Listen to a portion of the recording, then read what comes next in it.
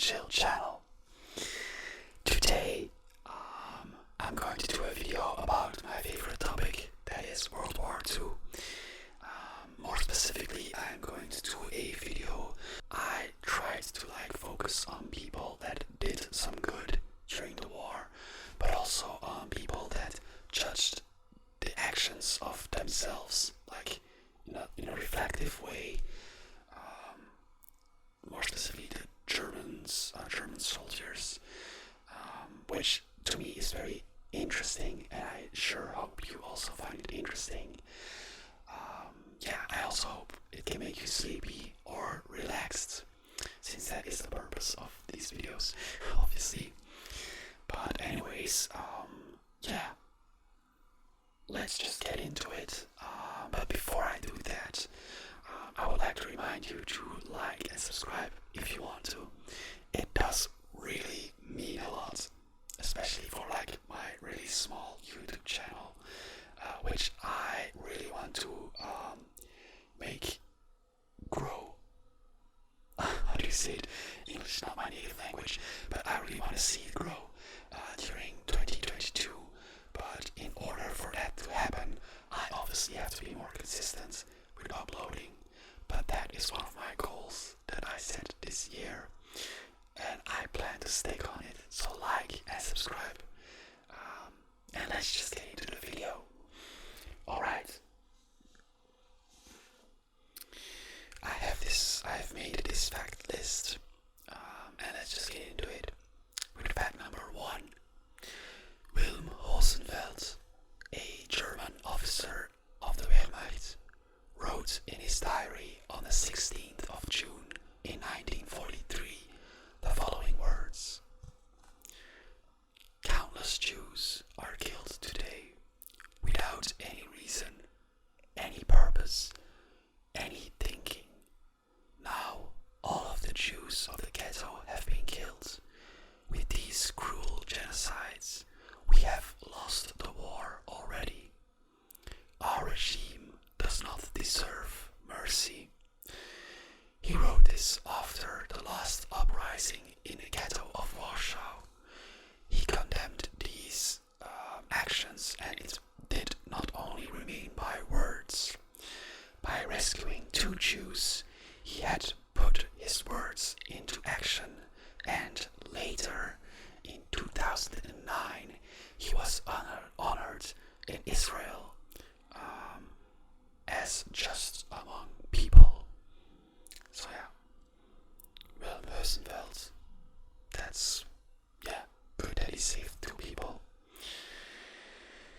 Fact number 2. Wilhelm Kreutzwald, chief of police in a Berlin neighborhood called Mitte, prevented a synagogue to be burned during Kristallnacht. This was a night of terror upon the Jews in 1938. The night of the 10th of November, Nazi enthusiasts and members of the SA had begun lighting a building on fire. Wilhelm Kreutzwald, who held his humane morals high, refused to ignore the matter and ordered the fire to be extinguished, and he also, later that night, ordered the building to be protected throughout the entirety of the night. Unfortunately though, the synagogue was destroyed by an Allied bombing mission in 1943 who missed their target. But Wilhelm Kreutzwald, chief of police, that is, that's honorable thing to do. Moving on to fact number 3. According to a report from the Sicherheitsservice of the Nazi state, the public opinion regarding Kristallnacht was not in favor of the Nazis and their purges. Especially the destruction of synagogues was condemned, although there were also economic arguments for this. But the general opinion was not like people often think that Nazi Germany was filled with these angry Nazis and stuff like that, but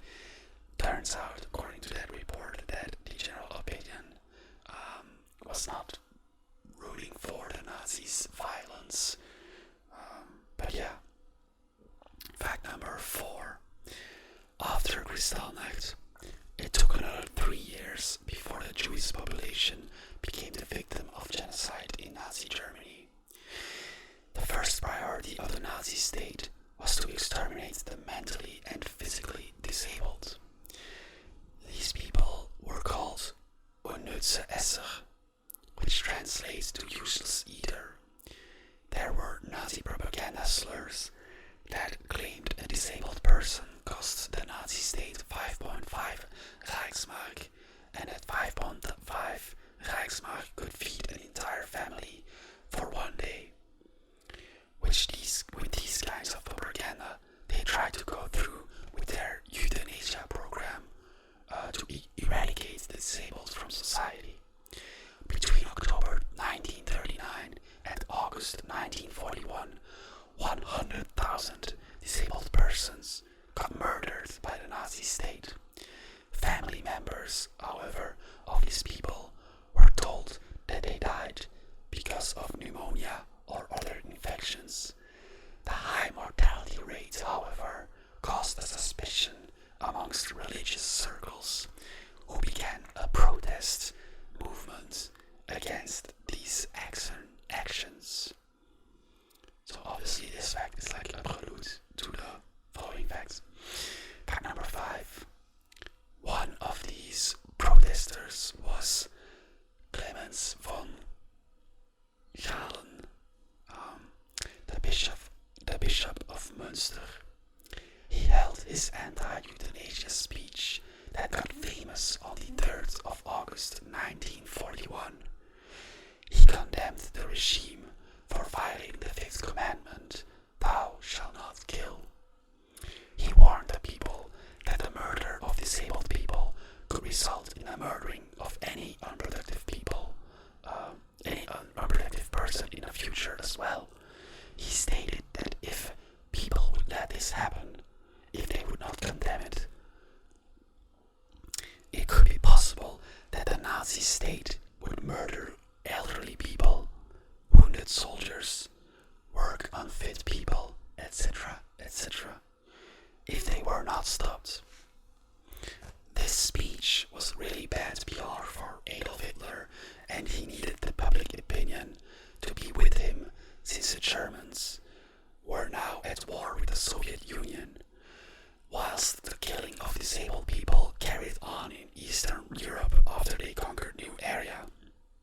On August 24, in 1941, due to the brave speech of Clemens von Galen, Hitler ordered the end of the euthanasia program in Germany. So the bishop actually saved a lot of people's life and also saved a lot of families some tears, I'm sure. So yeah, moving on to fact number 6. On the 1st of September in 1941, when Jews were ordered to wear a David star on their clothes, the reactions were very diverse. Journalist Victor Klemperer got hateful remarks after having to wear the stars, such as, "Why are you people still alive?" But it was not as one-sided as it seems, he wrote. He stated that a lot of Germans came to him and offered him their sympathies and shook his hand to express their compassion. These showings of their sympathies and compassion towards the Jewish people were not rare or an individual occurrence. This is why, unfortunately, the Reichssicherheitshauptamt, the head of the police, deemed it was necessary to arrest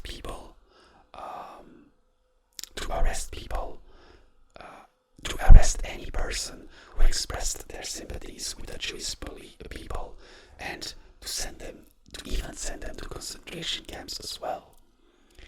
So yeah, I mean, this really shows that there still were people who did good and did not only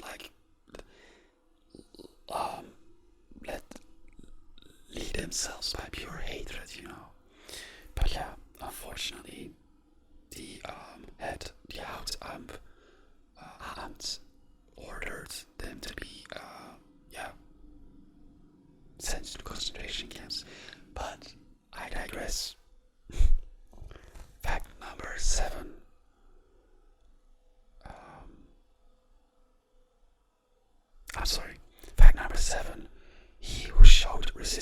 against the Nazis and the Holocaust put himself in great risk. It could lead to disaster. This shows the unfortunate fate of the brave student protest organization called the Weiße Rose, the White Rose. Hans Scholl was a pharmacy student in München. Together with his sister, Sophie Scholl, and some fellow students and professors, he distributed 6 anti-NSDAP pamphlets. Die NSDAP was die Nationalsozialistische Deutsche Arbeitspartei. Between the period of June 1942 and February 1943, on the pamphlets, he called upon resistance against the Nazi regime. The dubious thing about this is that he held in account the anti-Semitism that ruled the land. During this time, he stated, "We do not want to write about the Jewish question. We do not want to plead for it. No, but we want to state the fact that since the conquering of Poland, there have been 300,000 Jews who were killed in the most savage way. Here we can see horrifying deeds against humanity, since Jews are human after all." By using terms as the Jewish question and pointing out the obvious fact that Jews are human, he deemed it necessary to persuade the anti-Semitist German population. Fact number 8. Karl Plage was a German army officer who rescued Jews during the Holocaust in Lithuania by issuing work permits to non-essential workers. A partially disabled veteran of World War I, Plage studied engineering and joined the Nazi Party in 1931 in hopes of helping Germany rebuild from the economic collapse following the war. After being dismissed from the position of lecturer for being unwilling to teach racism and his opposition to Nazi racist policies, he stopped participation in party activities in 1935 and left the party when the war broke out. During World War II, he used his position as a staff officer of the German army to employ and protect Jews in the Vilna ghetto.